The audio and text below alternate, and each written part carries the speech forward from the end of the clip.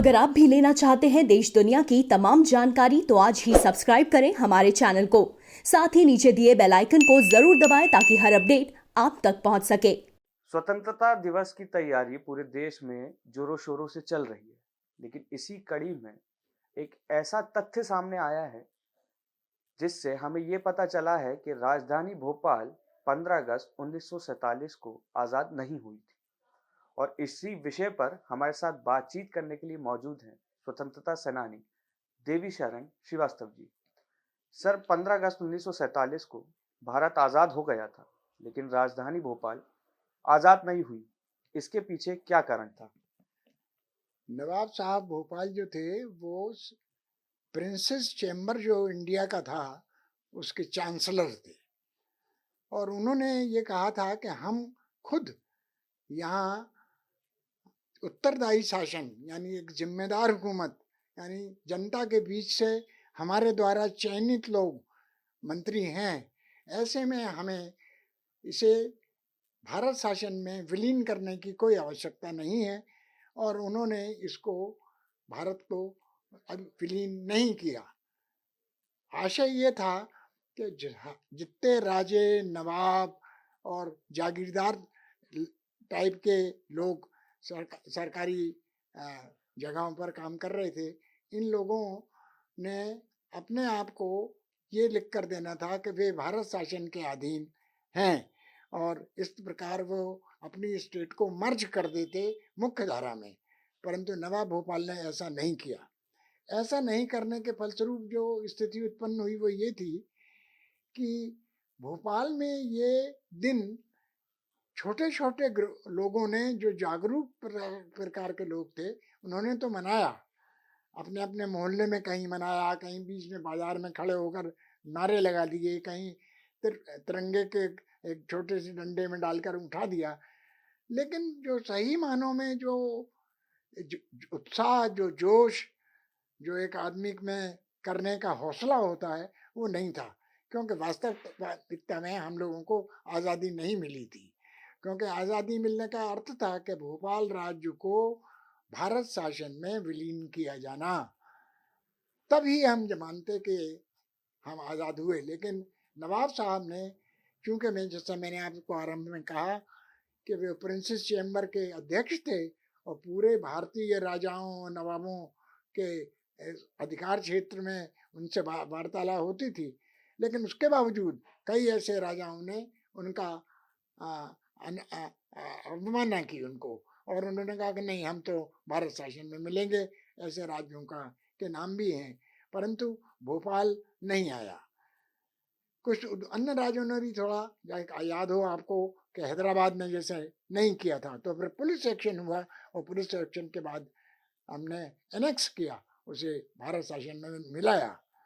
वो भी एक उदाहरण था।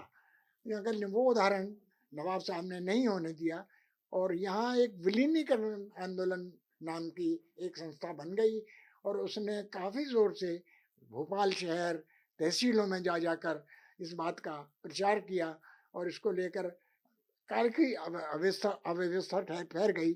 उसके में हम लोगों ने भी हाथ साथ दिया, क्योंकि हम लोग कॉलेज में आ चुके थे और सन 1949 में जाकर नवाब साहब को ये बात समझ में आई कि उन्हें शासन छोड़ना पड़ेगा और उन्होंने 30 जून 1949 को हस्ताक्षर कर दिए उस पत्र पर, जिसका अर्थ था कि अब वे भारत शासन में विलीन हो गए हैं।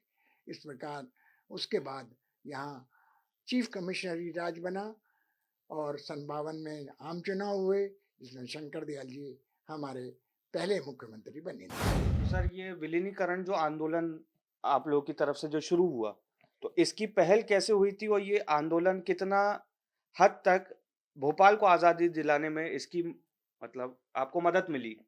इसमें पूरे उद्वेलित हो गया था ना भोपाल राज्य, तहसीलों में भी तक पहुंच गया था।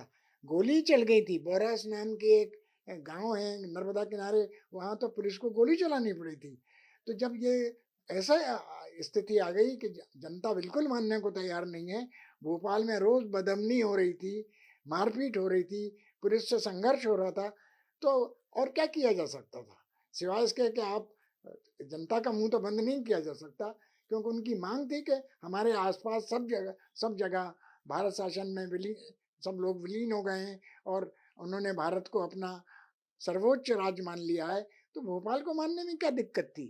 तो जो प्रेशर था, जो जनता का दबाव था, वो इस हद तक आया कि नवाब साहब ने फिर अब ज़्यादा उसको हुज्जत करना उचित नहीं समझा और उन्होंने सरदार पटेल और एक केपीएस मेनन करके एक बहुत बड़े अधिकारी थे जो इंचार्ज थे इन कागजात के, उन्होंने इनके सामने सरेंडर करके साइन कर दिए और उसके बाद फिर यहाँ जश्न मना कि भोपाल आज़ाद हो गया और लोग छोड़े गए जो जेल में बंद कर दिए गए थे, कुछ जो लोग जबरन पकड़े गए थे बगैर जेल गए हुए उनको भी छोड़ा गया और मारपीट करके भगा दिया गया। लेकिन बाद में जब ये राज्य बदला, नवाब साहब रहे और वो अपनी खेती किसानी करने लगे, उनके जो शौक थे वो करते रहे और भोपाल में रहे और बराबर भोपाल में रहते रहे।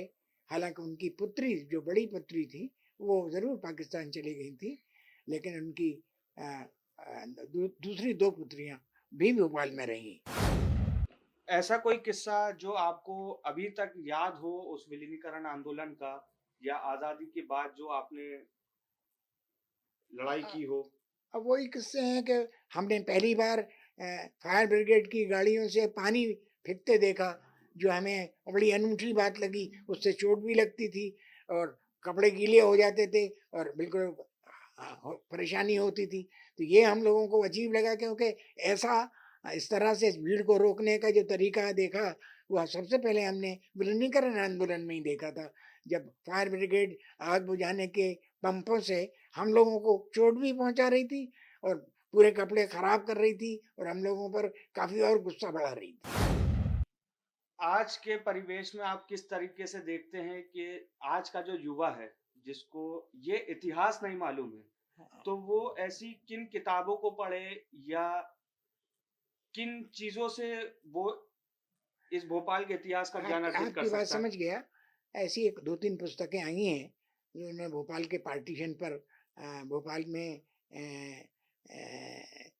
के विलीन होने पर पूरी स्थिति का वर्णन किया है, क्योंकि उससे पहले यहाँ नवाब साहब ने एक बहुत बड़ी कार्रवाई कर दी थी। वो ये कार्रवाई ये करी थी कि उन्होंने भोपाल की प्रजामंडल से कतिपय लोगों को, जो विलीनीकरण के बारे में कुछ ना बोले, मंत्री बना दिया था।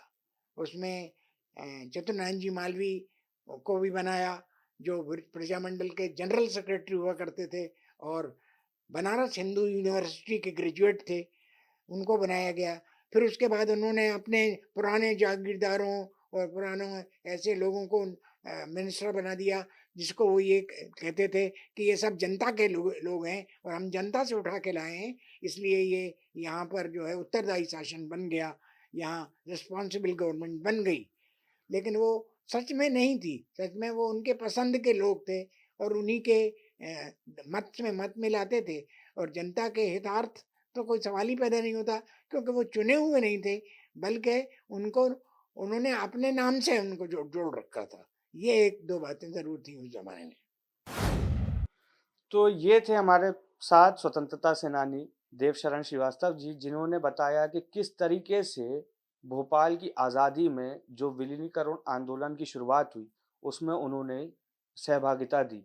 साथ ही साथ उन पुराने किस्सों को उनने याद करते हुए हमें ये भी बताया कि किस तरीके से पहली बार उनने अपने ऊपर वाटर कैनन का हमला देखा और उसको सहा। प्रभा साक्षी के लिए मैं सुयश भट्ट, भोपाल।